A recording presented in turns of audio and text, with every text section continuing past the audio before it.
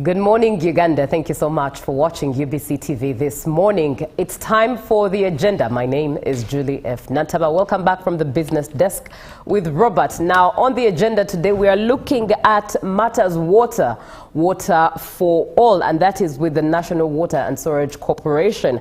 As it is, these services are delivered to about 287 towns and storage services given to 18 towns here in Uganda, serving approximately 20 million Ugandans. They are in with the vision to provide reliable and safe, sustainable water and storage services for all while empowering lives, protecting the environment and building a healthier generation. Be part of the conversation, 0709-602-592. And to have this conversation with us is Engineer Dr. Silva Mugisha, who is the Executive Director, National Water, alongside Engineer Mohamud Lutaya, who is the General Manager, Kampala Water. Once again, we thank you for being part of the show. Good morning, Engineer Mohamud. Good morning, Julie, and good morning, our viewers. It's a pleasure having you always on the show. It's always a pleasure to be here, and thank you for always hosting us. All right. Good morning, Engineer Dr. Silva Mugisha. Good morning, Julie. A pleasure having you this morning. Thank you, and good morning, viewers. Right. Let's delve right into it, and we're starting with you, Engineer Mugisha. What is the current status of the National Water and Storage Corporation's ambitious plans to deliver water across the country? Okay, thank you very much, Judy. Yes, I'm very happy to be here at UBC. It has been a little bit of a while, but it is always a pleasure to be here and tell a story of what is happening at National Water. So right now, the corporation is doing quite well. We've moved a distance. We've moved very far. In the last 10 years, as I talk now, the financial viability of the organization is quite strong. It's quite very strong. We've moved from an operating surplus about 10 years ago of about 50 billion. We are now talking of about 160 billion, meaning that we have more money to put in the systems, in the infrastructure, to have as many people connected. We have increased the coverage. When you look at about 10 years ago, we were in about 60 towns of Uganda. We are now in 287 towns of Uganda, meaning that National Water's footprint is much more pronounced in the country. The coverage, the network length has increased tremendously from about 6,000 kilometers. We are now talking of about 23,000 kilometers, and meaning that we've penetrated much more into people's homesteads. And also water production, we have constructed a lot of infrastructure. We've implemented so many projects. The recent ones being taking water from River Nile to Guru, which is a very, very significant achievement. We have also taken water from River Kagera all through Isinjiro district to Mbarara city now, avoiding the problem we have been having of River Wizi, which dries during the dry season, and many other projects. We have a project which we have put at Kachera, serving Chiruhura district. We have a project in Chankwanzi. Right now there is a retreat. We used to have water challenges, but now we don't have any water challenges there because we put a huge water treatment system, a water treatment plant in Kapeka. There's an industrial park there. So we are serving it with a system which we have just put there. Kalungu, we picked water from River Katonga, and we are serving the whole of Karungu, although some people still have to be reached, but the primary infrastructure is there. So many, many more projects which we can talk about, and I'm happy that Ugandans have supported us to reach where we have reached so far. All right, thank you very much. You are watching UBC TV, and in case you're just joining in, you are right on time as we're looking at all matters water, as it is Water is for all, looking at infrastructure development for service delivery, and therein the opportunities and challenges that lie there. We do have guests who are speaking into this particular one with a lot of authority and a plethora of knowledge. That is Engineer Dr. Silva Mugisha, who is the Executive Director, National Water, and Engineer Mohamud Lutaya, who is the General Manager, Kampala Water. I encourage you to be part of the conversation. 0709-602-592 by text. WhatsApp, do not send a voice note because we'll not be able to play it to receive the communique as you want us to respond to it, but type it so that we are able to respond effectively. Now coming to you, Engineer Mohamud, Kampala basking with a large population compared to other cities in the country. What is the status of water supply as we speak right now for Kampala? Yeah, thank you, Julie. For Kampala, like Dr. Swa has highlighted, the corporation has really done a lot. Where we're coming from, it's always very good to remember where we come from. Right. I think a few years ago, to be exact, around 4 years ago, we had a very serious challenge of water. Most of the water we're getting for Kampala was coming from Gaba, which is able to do 240,000 cubic meters per day. And yet by that time, the demand was almost 330,000 cubic meters per day. So in July 2021, we commissioned the big project of Katosi, and since then the situation of water supply in Kampala has tremendously improved. As I speak right now, most of the when we talk about Kampala, it's the Kampala city, then parts of Mukono and Wakiso. So I would say that most of the parts of Kampala, especially Mukono, the city itself, and the southern part of Kampala has stable supply. We're able to provide stable supply of water. The few challenges that we still have, especially in the outskirts of the city, of our service area, particularly in the western part of Kampala. And the problem is not that we don't have water. With the construction of Katosi and the completion of Katosi, we're able to produce now almost 400,000 cubic meters per day. So it means that we can meet all the demand of water for Kampala. Right. The only challenge we have is that we have a few areas where we need to upgrade our network, our infrastructure, and right now we have a number of projects that we're implementing to make sure that everyone in Kampala is able to receive safe water. Very profound. Now, staying with you, General Manager, Engineer Mohamud, whereas achievements have been registered, and of course there are still places in Kampala that still grapple with the problem of water, and I'm glad that you've mentioned, just hinted on a few of them in regards to water shortage. What are some of the solutions that are being provided to deal with this problem? So most of the places right now that are really stressed, we have that side of Matuga, we have places in Wakiso, Nansana, we have areas of Budo that have water supply challenges. Last year, I think we came here and told our customers that there's a project we started which is supposed to evacuate water from Namugongo, and we carry it all the way to Wakiso. That project started January last year, and there's a lot of progress that has been made as far as that project is concerned, and we are very sure by next year that project will be complete. Once that project is complete, what we're trying to do is carry water from, right now most of the water is seated in Namugongo.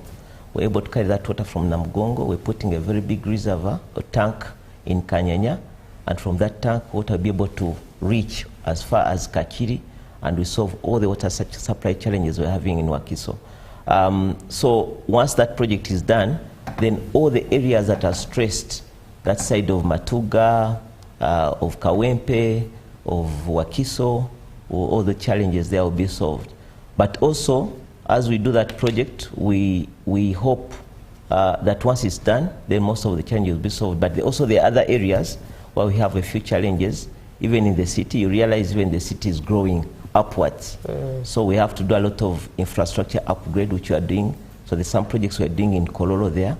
We're putting bigger tanks, replacing the smaller pipes, so that we're able to guarantee supply for now, but also for the future. The areas, that side of Lubowa, you see there's a lot of development taking place.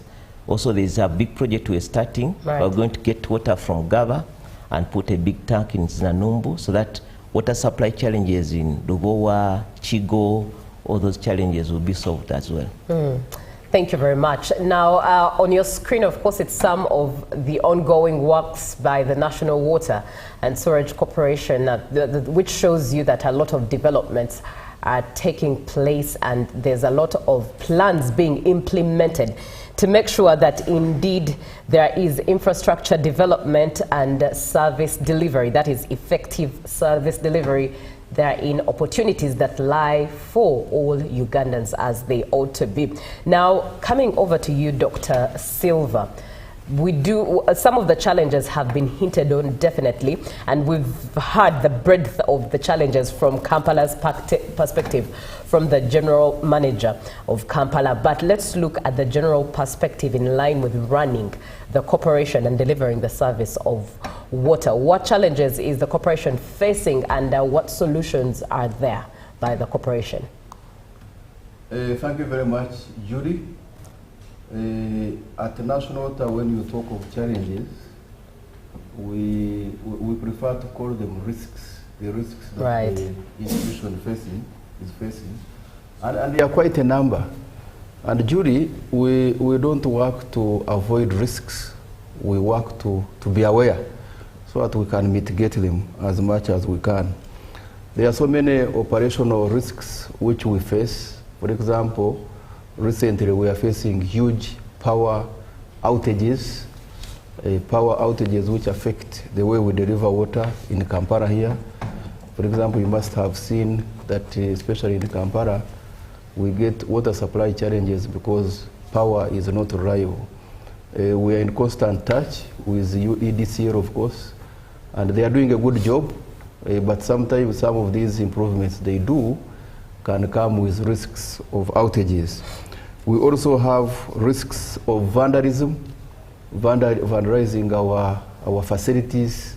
There are people there who are so opportunistic.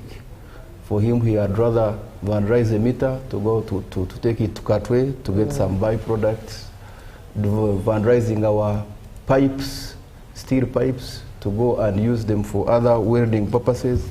So that risk is there, and we are working with police to do mitigation. There are also environmental risks. Climate change is a real issue these days. So we are now pushed into the approach of building resilient infrastructure to be able to mitigate some of these climate change risks.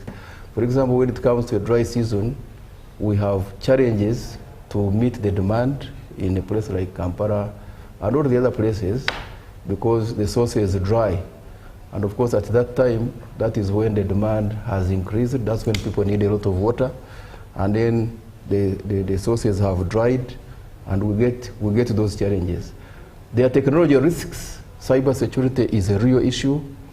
So we are constantly adapting our IT systems to make sure that we prevent any likelihood of cyber security. But again, that is something that keeps us awake and we keep looking at. Demand, the population is increasing. Every time you think you have constructed a water treatment plant to increase production, to increase supply, to meet the demand, then supply is overstripped by demand in a very short time because population is increasing, demands are increasing, industries are increasing. So this is not a bad risk. It is something we anticipate, and we are always ready to continue moving to mitigate such risks. Yeah. Now, some comments coming through, and they should be flowers to the team from the National Water. Now, I appreciate our panelists today for the great work, only that, I appreciate the panelists, only that in Kapchora, most parts of Sebe region are not fully covered. This is Kipsang Moses who shares his comment through. And someone else comes through and says, good morning, Uganda, piped water. Good morning, Uganda. I'm Mohanga Joffrey from Butaleja. He is forgetting that they are installing already water, I think water from Mbale to Butaleja. Thank you. Piped water, that is from Bale to Butaleja. So to some of the communities you're serving, indeed, they appreciate and share the flowers here on the program. Thank you so much for being part of the show. Do continue to share your comments and opinions as well as questions to 0709602592. We're looking at water for all, and the conversation is with the National Water and Sewerage Corporation, represented by Engineer Dr. Silva Mugisha, who is the Executive Director from National Water, and Engineer Mohamud Lutaya, who is the General Manager, Kampala Water. Looking at infrastructure development for service delivery and opportunities and challenges that lie with that. I encourage you indeed to be part of the conversation and share what is on your mind. Good morning, Julie. I'm Danish, watching from Soroti. Thank you for bringing Engineer Dr. Silva. By all standards, he has done so well in his docket. However, could they explain to me why we don't have stable water in Soroti when there is plenty of water in Auja? That's number one. Number two, recently I watched Parliament debating how most of the government departments and agencies don't pay for their water bills and they are not disconnected. How come a local person like us, water is disconnected immediately when we have a small bill like of 100,000 Uganda shillings? Thank you. And I'll pose these indeed to Dr. Silva. Over to you, sir. Thank you, Judy.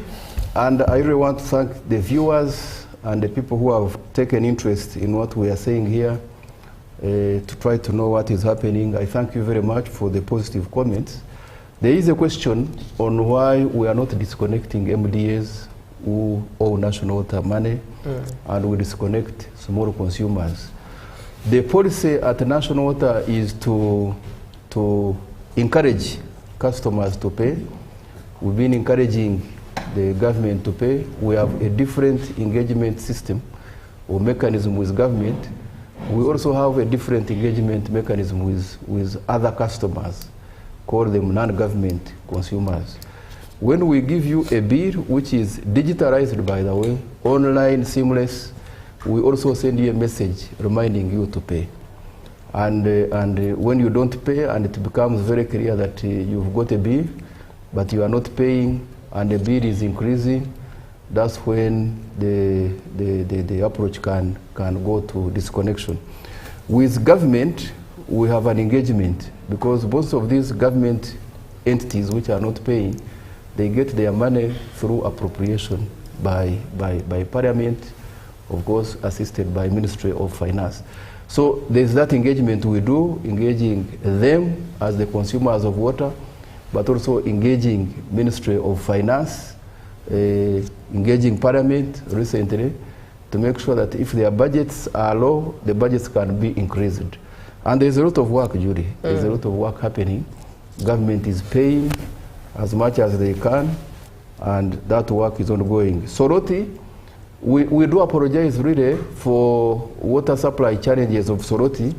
There is a solution in the pipeline. We've just finished improvements, water augmentation project at Awoja, River Awoja.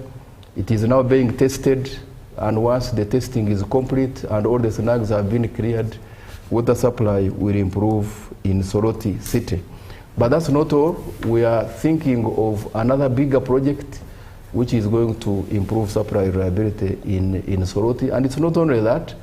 We're also thinking of a new project in Kaveramaido, because Kaveramaido gets water from Soroti, from Awoja, and there are water supply challenges there because some of the supply there is through underground water sources, which is not reliable. So we want to put a new treatment plant at the lake nearby there so that we can. There are also challenges in Apache, for example, Apache district. So it's not only Soroti.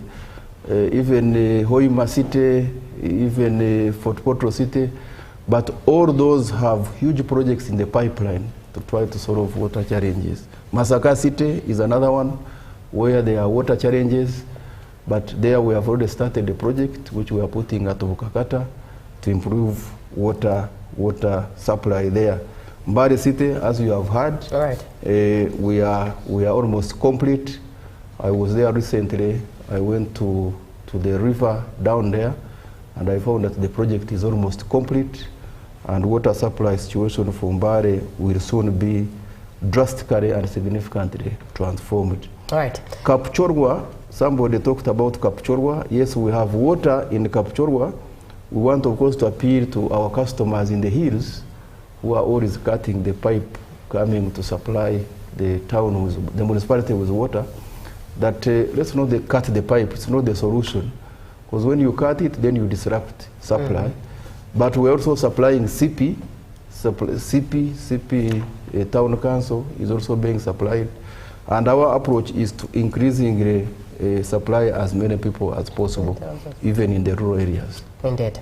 Yeah. Thank you very much. Now, to stay with you, Dr. Silva, with the fight to fit into the budget, limited funding is a challenge that many entities deal with. So what innovative funding options is the National Water exploring to make sure that it sustains all its activities? The financing model at National Water is like this, Judy. We get our own money from our esteemed customers, and that one is appropriated in aid by Parliament. So meaning that we stay with it, and we are able to use it adaptively to meet our challenges. But because our tariff is not cost recovery tariff, there are places which government require us to take on which are not breaking even, and they normally supplement it through revenue grants appropriated through Parliament. So we are continuously dialoguing with the Ministry of Finance, with the entities, and making sure that sufficient money is appropriated.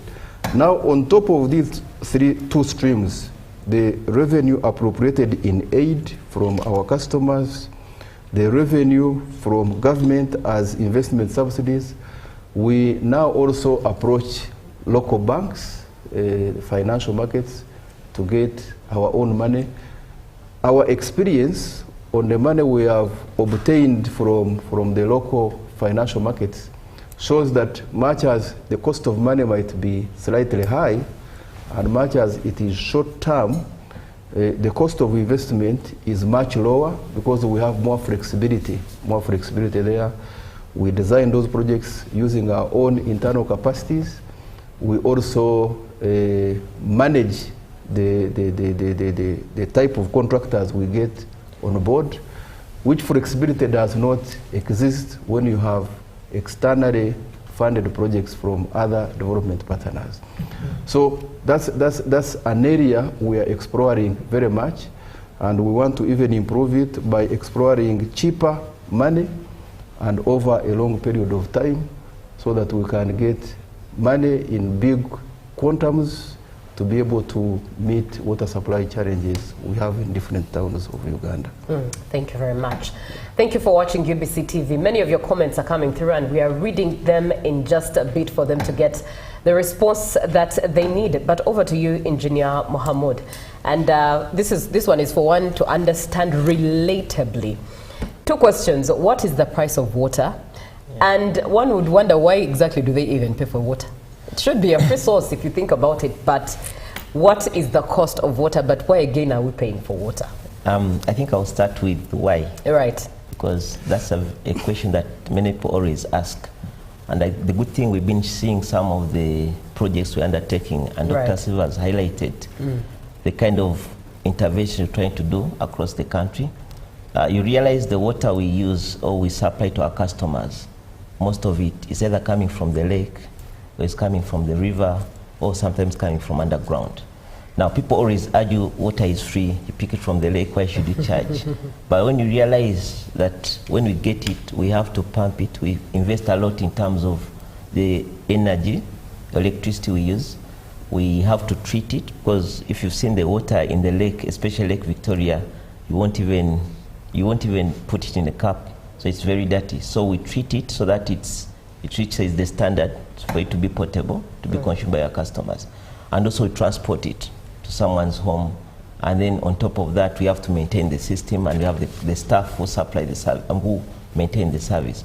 So there's a lot of inputs that go into the process of getting the water from the source we get it from to the point where we deliver it to your home. So that's what really you pay for. You pay for us to sustain the service. Dr. Silva has highlighted that even the tariff we charge is not able to recover, is not full cost recovery. It means that it's subsidized. So what you're paying is even smaller than what we're supposed to pay. Now the prices have been designed by government to make them as affordable as possible to the different categories of customers. We have, in principle, 5 categories of customers. Not everyone earns the same. So the tariff recognizes that, and government has recognized that. We have a special tariff for omuntu wa wansi. Right. So omuntu wa wansi, a jerrycan of 20 liters, he pays 25 shillings only. So if you have 100 shillings, which is right now very hard to find, you're able to get 4 jerrycans. So that is targeting people who are living in informal settlements, who are disadvantaged, and might not be able to have resources to have even water in their homes. Right. The next category of customers are the domestic customers, the residentials, like yourself. Water in your home, a jerrycan goes for 102 shillings, a 20-liter jerrycan. So again, you can argue, is that expensive or very affordable? So to get a 20-liter jerrycan, you only pay 100 shillings, 102 shillings. Then we have customers who use water for business. Those are the commercial customers. Again, a 20-liter jerrycan goes for 122 shillings. Then you have customers who use water for industries, or no, sorry, institutions. Institutions like schools, like hospitals. Again, a jerrycan goes for 103 shillings. But also our tariff and government has recognized to support industries. For our industry to be competitive, we have a special tariff for industries, especially industries that are consuming more than 1 million liters per month. So the tariff is only 59 shillings. So when you look at the tariff that is charged for water, it's really what? Affordable. Now there's a small challenge, especially for the informal or the disadvantaged, omuntu wa wansi. Whereas the corporation charges 25 shillings per jerrycan, we have these vendors who sell the water sometimes for 500 shillings. And that's where the challenge comes in, that the person who is supposed to be, whom we are targeting to pay only 25 shillings, but the person who ends up selling that water at the tap charges that person 300 shillings. Now in Kampala and across the corporation, we try to come up with a solution to deal with that challenge, and we put taps that we call PSPs, and some of them are prepaid in nature, and we're giving customers tokens. Now this time around, even a token is an account, so it means that even a person in an informal settlement has an account. Now that account is in form of the token you hold. Now with the token, as long as you put money on that token, you're able to access or to get a jerrycan of water for only 25 shillings. Very well, thank you. Now, let me get into some of the comments coming through. And the first 2 are forwarded to Engineer Mohamud. First, Rose in Pidgey says, how come if I'm not staying in my home and I'm not using my water, the bill is still up? I'm not using it and I'm never home, but the national water bills me heftily. And then the other question is, good morning, National Water Team. My concern is that when works are ongoing and water supply is cut off, can the team check with the community around after completion? It has been 3 weeks since our water on Salama Road was affected, and it's just dripping and dirty, but promised that it will fully flow to no avail. Over to you, Engineer Mohamud. Yes, with the customer in PG, ideally when you're at home and you're not using water, because the way we charge or we bill you is through the meter. On your bill, you find that there are 2 components. You pay for the consumption, that is the amount of water you've used.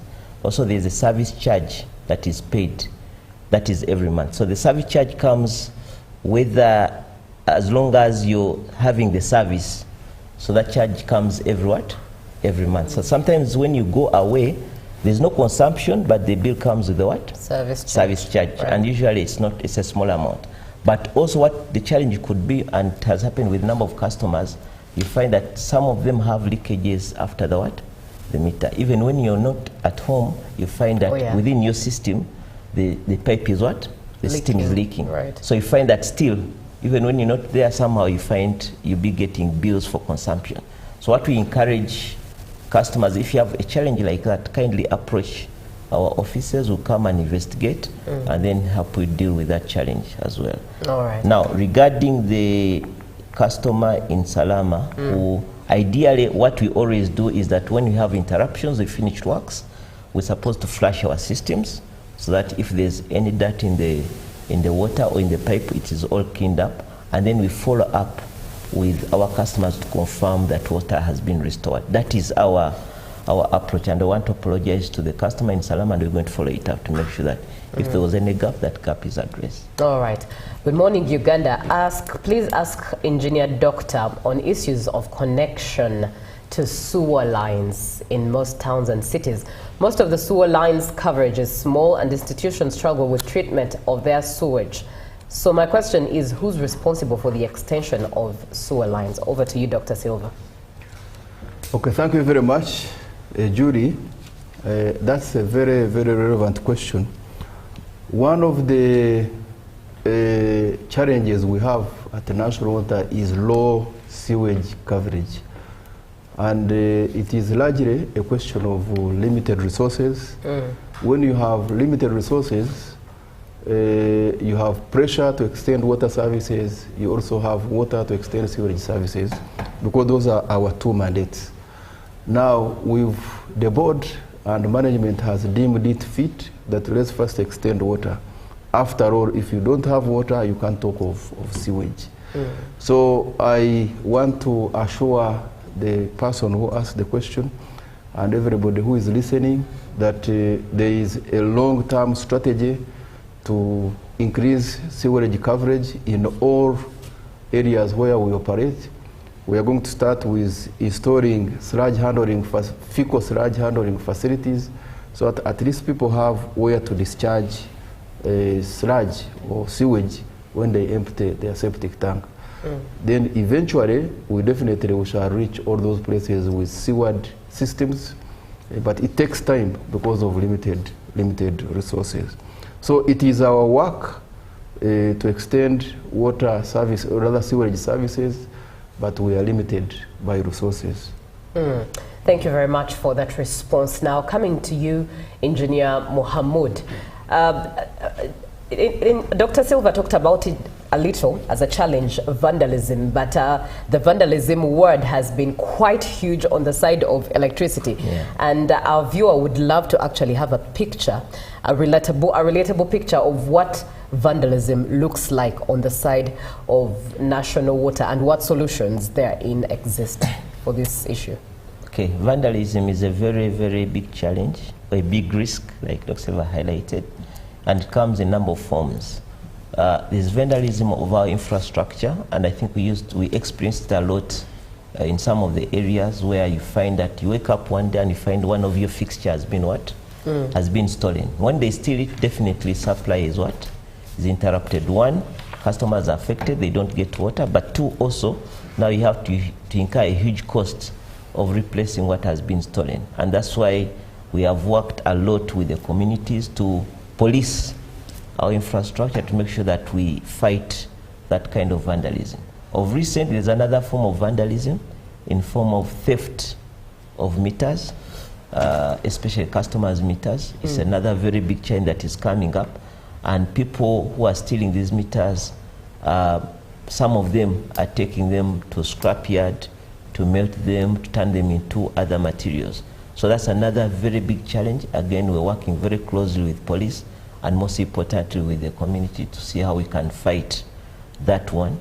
Now there's another form of vandalism, which is now people stealing the water.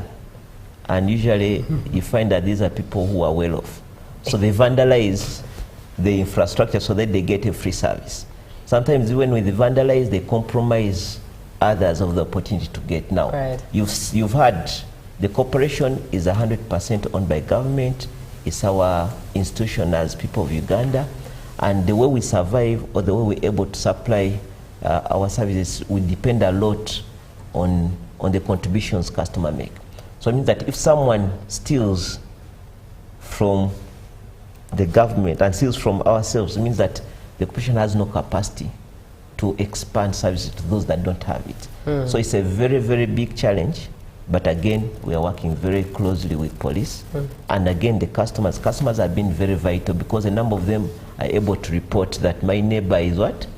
Is stealing water. All right. So it's vandalizing the system, and we've caught a number of them. So we would encourage our customers out there who have any intention or have been doing this to kindly stop, because one, it's not good for themselves. Also, it's not good for all of us as Ugandans. Indeed, can never be good. It's interesting. It would interest you, though, that some of the thieves are actually public office, hand-holding public offices and working in government. It's one of the things that beat one's understanding. But I appreciate you, viewer, for watching the show and being part of the conversation as we look at all matters water. Water for all, looking at infrastructure development, and that is for service delivery, and opportunities and challenges that lie there in 0709602592 by text, WhatsApp. Over to you, Dr. Silva. Let's look at the arm of innovation. Innovation is a key survival strategy for many entities. What innovations has the National Water and Storage Corporation explored over time and is planning to explore over time? Oh, thank you very much, Judy, once again. National Water has reached where it is now because of deliberate emphasis on innovation. Many things have happened, especially on the technology side. We now have almost the entire organization digitalized, and we've been able to leverage on this strategy through our own internal capacities. We are very, very good IT people. We are very good engineers in the organization, and we've been able to develop our own systems. We don't buy the IT systems and even the digital systems we have at the corporation. The only system which was remaining was the finance management system, but we have now developed our own, which is almost 98% complete, that is going to replace one which we had acquired from South Africa. So we have deliberately built capacities of our IT people, especially those in the applications development side, and we are developing all our systems. And because of that, every process we deem fit to digitalize, we are always ready to do that. And of course, I want to thank our own staff for doing that. Then on the financing side, we want to reduce these lamentations that donors have refused to give us money, and we go market financing. We are currently, we've applied it already, we've seen it works. We've developed quite a number of systems. The one of Chankwanza I told you about, the one of Sembabure, the one of Karungu, the one of even Soroti, which we are doing now, the one of Kapchorwa, in the hill there, I've forgotten the name, the one of Soroti, the one of Chankwanzi. All those systems have been developed using our own resources by going to the banks, showing them our balance sheet, and interesting them to give us money. The only challenge with it has been that it is short term, about 5 to 7 years, and the cost of it is high. So we are now exploring cheaper money over a long period of time, of course with the assistance of government. And once we do that, we are going to deal with infrastructure financing issues very easily as a corporation, with more flexibility, with more adaptability, including using our own engineers to design those systems. We are now strengthening our investment policy, making it very clear that with limited resources, let's steer our investments. We begin with making sure that water is available, and once that is done, we make sure that the infrastructure is being managed efficiently, and once we have done all that, we can then go into expansion and support systems. There's also procurement. Procurement is an area we are regulated by PPDA at the National Water, But the good news is PPDA allows you to be flexible as an organization. So we want now to gear our procurement systems in such a way that we can deal with manufacturers. We can, for example, pumps, we don't want to deal with suppliers only. We want to gear the procurement systems to deal with manufacturers of pumps so that we can increase timeliness and even improve the cost of those inputs. We are also going to focus much more on people-centered leadership. Judy, people matter a lot in these organizations. So we are going to look so much on those inhibitors of staff productivity, personal staff productivity. So we are now encouraging all our managers, all our leaders in the organization to embrace people-centered leadership. And on staff again, we are now strengthening our staff satisfaction measurement systems so that we can regularly monitor the productivity of our staff. We can regularly monitor the perceptions of our staff. We are also going to increase competence-based training of our staff and continuous training so that our staff are continuously sharpened with new tools of management, with new tools of doing work so that we can continuously improve the organization. On climate change, we are increasingly strengthening our approaches towards climate change. We have a very active ESG agenda, environment, social, and governance agenda in the organization so that we can continue to be relevant to the outside in terms of the social investment, and we can also continue to look much more on environment protection. Very profound innovation strategy there, and very detailed at that. Now, recently, the National Water launched a campaign to empower women. What was it about? Staying with you, Dr. Silva. Yes, at National Water, we value ladies. We probably have many more ladies on the management side than many institutions, because ladies, women in leadership have serious advantages. We at National Water, I don't know whether it is a wrong perception, we tend to think that ladies are more trustworthy, and once they are ensured with responsibility, they will do it very well. But that's not enough.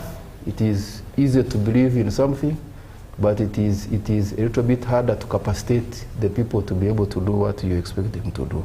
Right. So we have introduced a number of programs. There's a program called She Leads, which the general manager here is leading in the Kampala Water. But of course it will be scaled to all the other areas. We also have Empower the Woman program, which is largely through mentoring and coaching rather than through formal training. There are many things that affect women, and for us that's the approach we are taking. The kind of inhibitors that affect productivity of women, and those are the things we are dealing with so that a woman can compete very favorably with a man. We don't want to use affirmative action.